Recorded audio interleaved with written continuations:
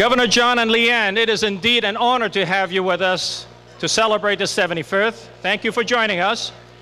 Our ambassadorial scholar, Erin Rattazzi, is studying in Cape Town, Africa, and soon she will embark on a trip to Madagascar to join in a polio corrective surgery mission. Erin's trip from Cape Town to Madagascar was jointly funded by her family, the Westwood Village Rotary Club, and John Colville matched our donation personally. Thank you, John, for your generosity. Please give a big welcome to John Colville. John, please come up.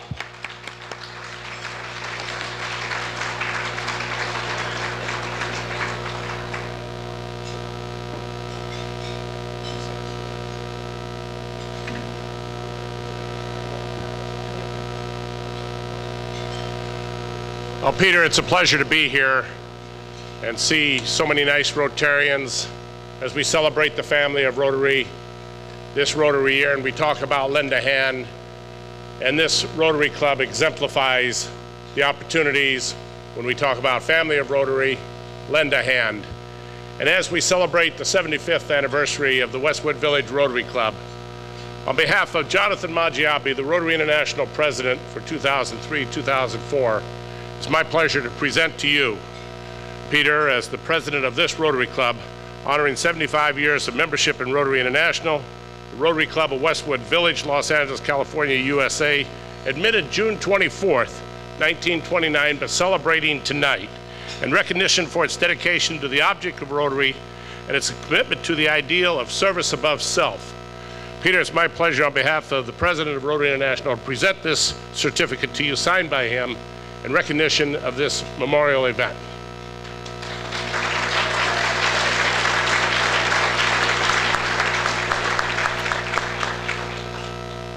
Thank you. Thank you very much, John. Governor John, thank you very much for this award. I accept this on behalf of the entire club here. We're very grateful for this award. Oh, actually, it's a citation from Rotary.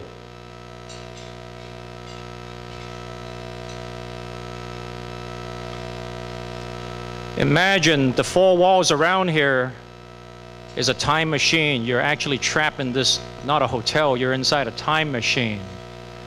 And we're going to take you on a journey this evening. And we're going to start off by taking you back to 1928. And who's going to take us on that ride is Jack Siegel. Jack, will you please come up and take us on a drive back to 1928?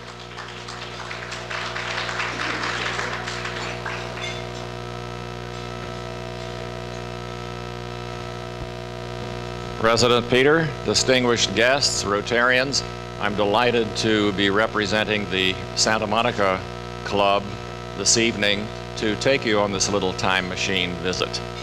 1928, it was really a great year.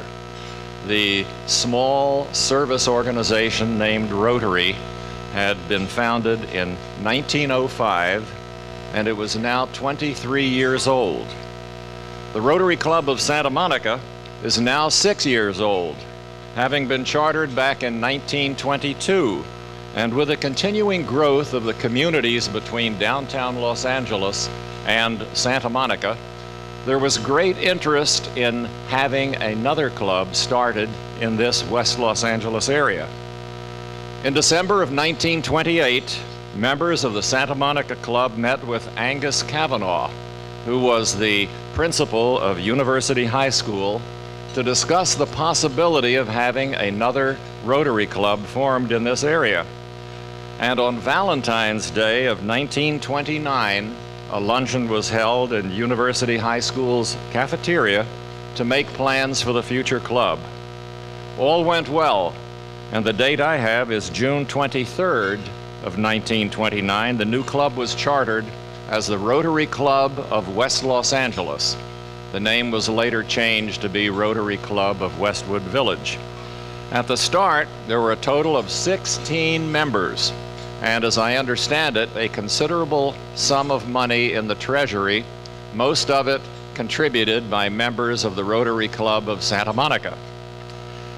Now, the first elected president was Angus Cavanaugh. Club's vice president, Roy Church. Jack Hadley. Roy Church was secretary, and Doc Elliott was treasurer. The charter ceremony was held at the Miramar Hotel in Santa Monica, and dinner was hosted by the Rotary Club of Santa Monica. As you can see, looking around you, thanks to great members and great leadership, the Rotary Club of Westwood Village has come a long way since 1929. Now here again is President Peter.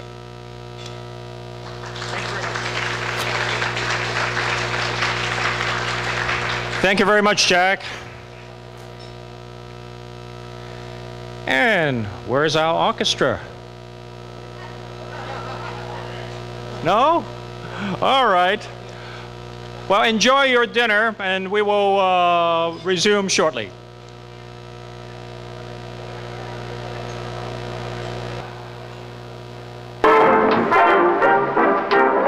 We're going to start our volleys. We hope you like the show. Everything is ready. We're raring to go. We'll give you all the latest songs and dances full of vim. We're gonna start with high jump. Just watch this chorus steps.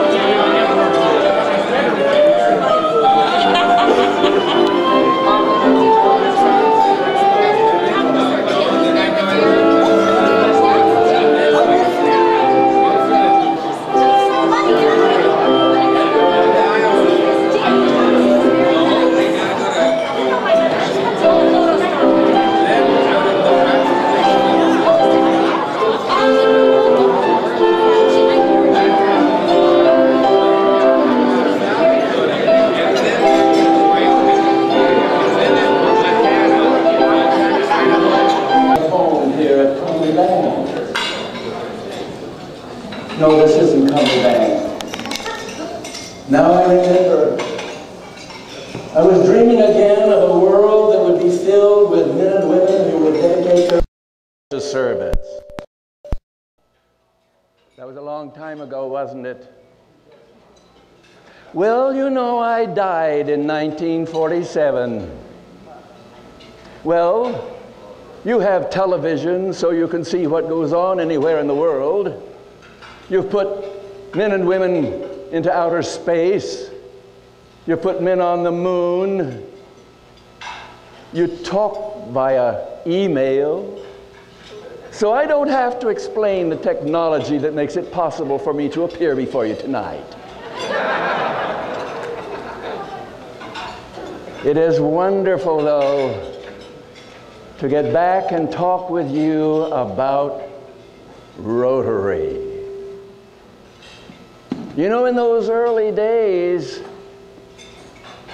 I was often weary, worn, discouraged at times. The Creator must have thought well of Rotary, because in those early days, in the third year of that Chicago club, there came one who, more than all others, labored to make the dream come true. Chesley R. Perry. Now, Ches Perry could be called the architect of Rotary International. We worked well together back at headquarters in Chicago. We never considered those working with us as employees. They were associates, rather. We called each other by our first names. We were all working to make the dream come true. So to them all, he was Ches, I was Paul. I remember early one morning, Secretary Perry came to my office to introduce two splendid Canadian Rotarians who he said wanted to meet me, whom they considered to be the founder of Rotary International. Well, I accepted the compliment as it was intended, but suggested that perhaps my part had been overemphasized. Ches Perry spoke for my callers and said, Paul, perhaps Rotarians want to visit you in much the same spirit they would visit the source of a great river. I've often thought of those words. They were a beautiful compliment in the form of a beautiful analogy. But does a great river spring from any one particular source alone? No. A great river is the sum total of all the little brooks and rivulets that come tumbling down the hillside, singing as they go. Each is unique in what it brings, and together they help to make the river great. When I think of the river of Rotary, I'm reminded sometimes of some of the struggles of some of the tributaries as they tried to find their way down to that ever-widening stream. It was a disappointment to me when my own fellow Chicago Rotarians refused to be stampeded into my Rotary around the world fantasy. Well, I proceeded to address myself by correspondence to friends I had made in 3 universities, Vermont, Princeton, and Iowa, and together we set out to make the dream come true. Took 3 years to get that #2 club in San Francisco. Well, then Oakland, Seattle, Los Angeles followed, and then across the land, Boston and New York. And in 1910, Rotary became international when we founded that wonderful club in Winnipeg in Canada. All the regions of the world are different. Each is unique in what it brings. Rotary is great because we have so much in common. Rotary is great because we are so diverse. Ah, who would have dreamed that Rotary would become the wonderful organization it is in the world today?